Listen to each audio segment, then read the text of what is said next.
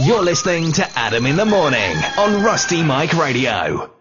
Now, we are talking about non-government organizations and the bill which is going through the Knesset, sponsored by Chaver Knesset, Likud Chaver Knesset Elkin, for duty of disclosure regarding those supported by a foreign state entity. In other words, foreign governments are putting money into organizations in Israel, political human rights organizations in Israel. We've already heard from ACRI, the Association for Civil Rights in Israel, who've taken a strong position, as you heard from Chagai Elad, a strong position against the legislation. Non-government organization Monitor, NGO Monitor, is an NGO in and of itself, whose stated aim is to critically analyze the output of other NGOs in Israel. They're strongly supporting this bill going through the Knesset. And on the phone is Bar-Ilan political science professor, who is also the president of NGO Monitor, Professor Gerald Steinberg. Good morning. Good morning, Adam. And thank you for giving us this time. I know both you and Chagai are extremely busy. My pleasure. It's a way of staying indoors and in the air conditioning. Well, yes, that's true. I wonder how you have time to teach at Bar-Ilan and run a major organization making the news and all this sort of stuff. But well, that's part of the two are closely related in the sense that this is about research. It's about asking the important political questions, looking for the evidence, examining different theories, making it available and debating them through.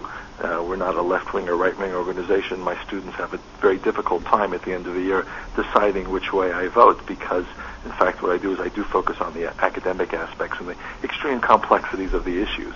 But wouldn't you say that human rights scrutiny in any country, especially one which has such an active armed force, because we have to, is a good thing? Oh, absolutely. In fact, one of the biggest problems and damage aspects that's a result of not just what ACRI does, and ACRI is by far one of the more moderate and more sensible, more Zionist organizations. But when you add up all of these groups together, Yesh Din and Gisha and so many, and the Alternative Information Center and ICAD, and there are about 50 organizations, many of which were quoted at length in the Goldstone report about war crime accusations and violations of international law. And you add all of this up, what happens is the exact opposite of the values of human rights. These organizations and their political campaigns, their biases, how many of them do we actually hear talking about Gilad Shalit? Very few, and frankly, only because NGO Monitor has made an issue of this recently.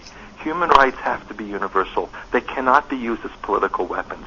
And this NGO network, of which the Israeli groups and the Palestinian groups, which are funded largely in secret by the European Union, we'll come back to that in a minute, are very much an important part of this campaign, which tells Israelis human rights are not moral values, human rights are political weapons that hit us over the head. And I think we do have a serious problem with that, and I would hope that, just as Chagai Elad suggested, that we might join forces to talk about the broader issues of transparency, and I agree that after the first stage is completed, there may be something to talk about in that area as well. We also need to join forces to talk about human rights and redirect human rights as moral values and not as convenient political weapons. Well, Chagai is saying, and the bill and the articles that you and Chagai have written in today's Post, in today's Jerusalem Post, and thank you again to the Jerusalem Post for setting this morning's discussion up. The articles are particularly focused on foreign governments, not enemy governments in actual fact, but foreign governments, Spain, Holland, England, EU, putting money into these human rights organizations. Now, in your article, you used it yourself just now, you used the word secret. I have to say, I looked up a couple of these organizations, but on their Wikipedia page, and right at the bottom, they say exactly how much money they get from what countries. It doesn't seem much of a secret. Well, there are different levels of secrecy.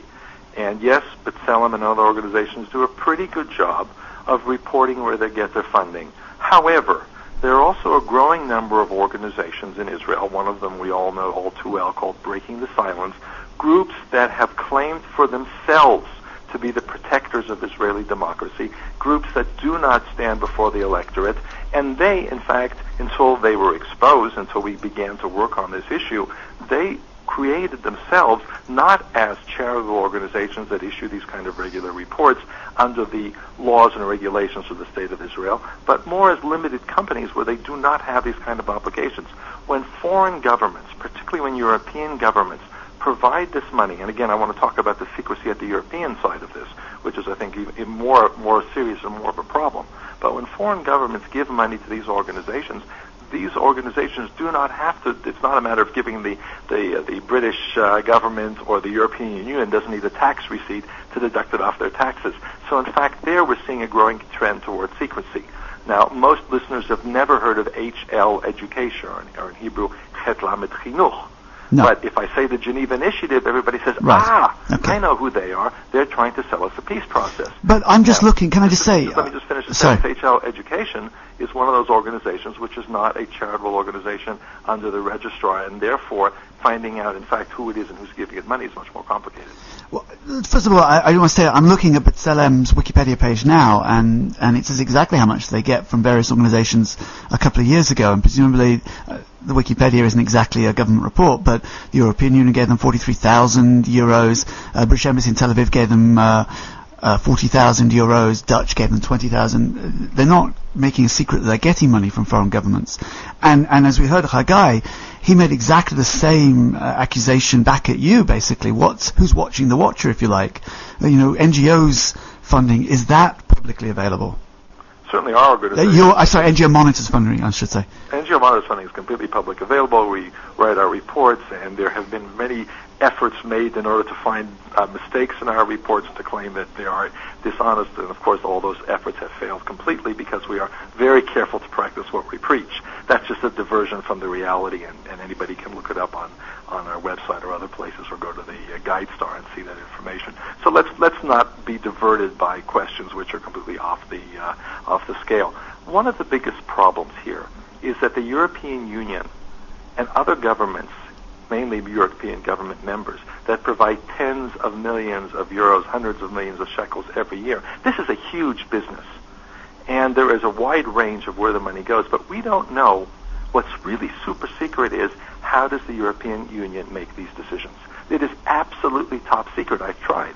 NGO Monitor, as a research organization, has written many times to officials in the European Union and said, can you send us the documents? Can you make them public?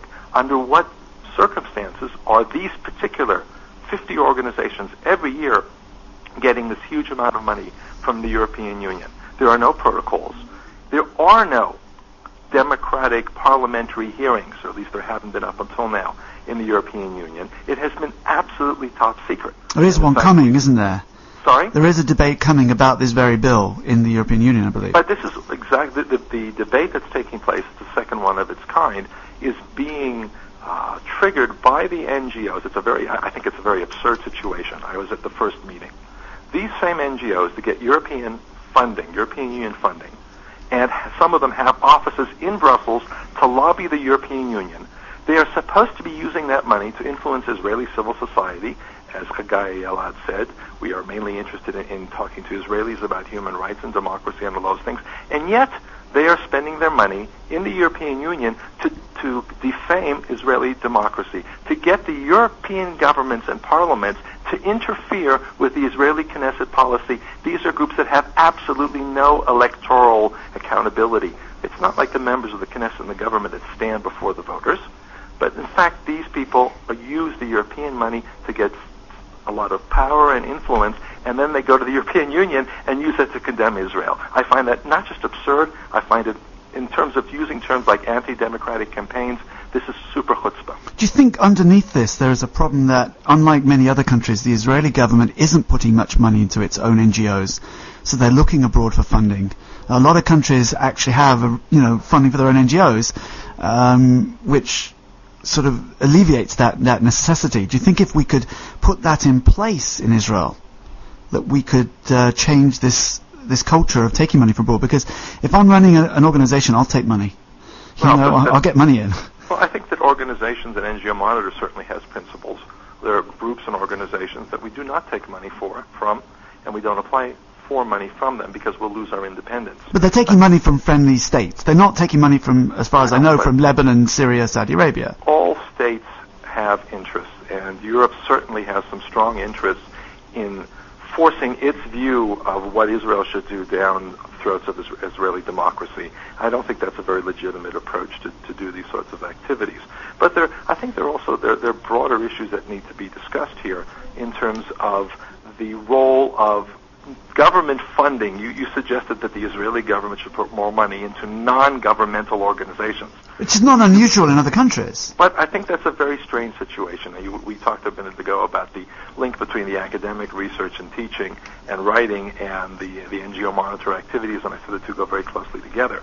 Non-governmental organizations should be what they claim to be, non-governmental. They should represent civil society, and you shouldn't have this absurd situation where you have B'Tselem and Gisha